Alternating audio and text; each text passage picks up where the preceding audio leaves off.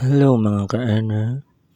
Ngayon ay magbibigay tayo ng kakawate or mandri kakao sa ating mga kambing.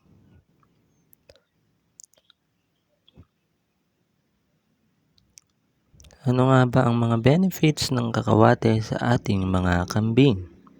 So marami nga itong benefits. Ang nauna dyan ay shiny fur. Magiging shiny ang kanilang fur sa pagkain nila ng kakawate. At isa pa, hindi sila papayat. Tapos, more milk.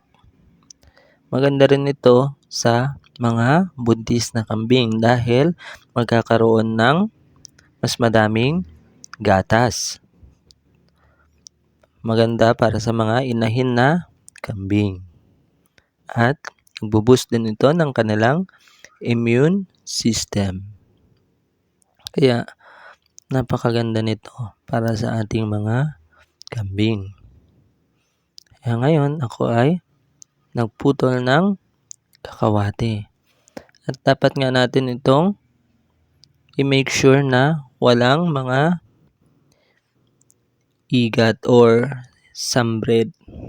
Yun yung makati yun kapag nasagi natin. Pero kapag silang nakakain nun, maaari silang mamatay.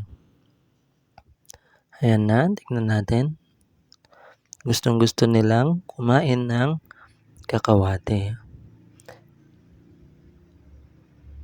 So, meron tayong mangga at kakawate. Gusto rin nila ng bayabas, malunggay, ipil-ipil, napier, at madre de agua.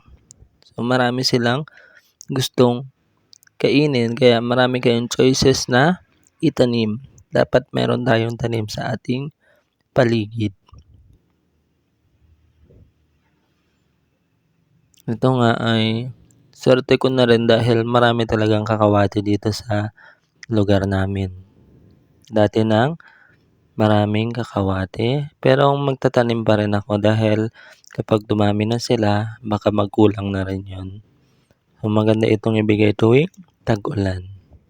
Yan nga pala si Ilap dahil siya ay mailap, kaya Ilap ang pangalan niya. Umaatras pa. Ayun lang mga ka-earner. Thank you for watching. Next time ulit.